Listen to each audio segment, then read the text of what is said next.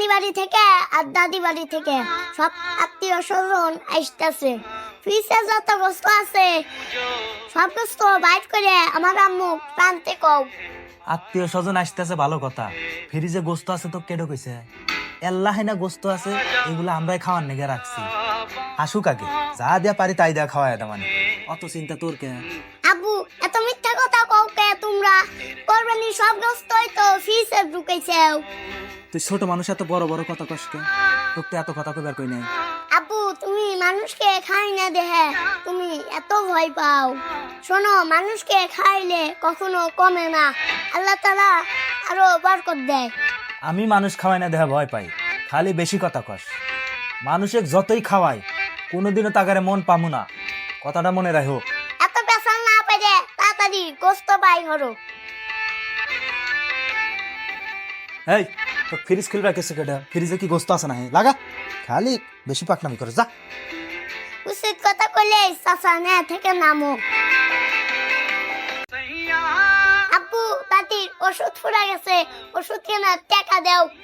ওষুধ না কয়দিন আগে কিনা দিলাম, এত তাড়াতাড়ি ওষুধ ফুরাইলো? আর তোর মা আসুক, তোর মায়ের কাছে হুনমু তারপরে। তুমি তো আম্মু ছাড়া চলতেই পারো না। আব্বু তোমার মেয়ে তুমি টাকা দিবে, আবার আম্মু কাছে সোনা লাগবে কে? শোন, তোর যেদিন সংসার হইব তুই ওই দিন ঠিকই বুঝবি। এখন কি বুঝবি তুই? উচিত কথা কইলে চাচা নে থেকে নামো। আজ দেখে আমিও বেঁচে গেলাম। তোমরা পুরোলি আমারও ভাত কাপড় দেয়া নিকবো না। জারিফ, মন খারাপ করে বসে আছাও কে? কি হয়েছে? আর কই না আব্বু, আম্মুর কাছ থেকে আমার মনটা খুব খারাপ। কে কি হয়েছে? তোমার আম্মু কি করছে? দুপুরে আমার আম্মু দাদি মরিচে দিছে পান্তা ভাত খেবে, অথচ আমরা খেলাম গোস্ত দিয়ে। এই কাহিনী দেখে কি আব্বু মন ভালো থাকে? কও তো, আমার দাদি কি মানুষ না?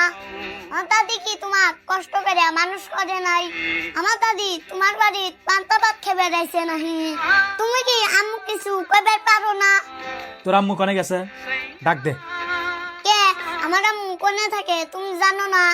কয়টা খায় আর পাটার উপর দে ঘরে, পাটার উপর দে ঘরে, আর সারাদিন মানুষের বিপদ নিয়ে পড়ে থাকে। তোমার কথা শুনে আমারও তো খারাপ লাগতেছে বেটা। আর তোমার আম্মু যে এরকম কাম করবো আমি কল্পনাও করি নাই। কল্পনা করবে কোন থেকে? তুমি তো লাই দিয়ে আম্মু মাথায় তুলছেও। শোন, লাইন ছাড়া বে লাইনে কথা কইস না তো, চুপ করে থাকিস। আমার কথা তো তিতাই লাগবো, কারণ তোমরা দুইজন তো একই নৌকার মাঝি। এই অতিরিক্ত কথা কইস না তো, খালি বেশি কথা কস, চুপ করে থাক। উচিত কথা কইলে চাচা নে থেকে নামো।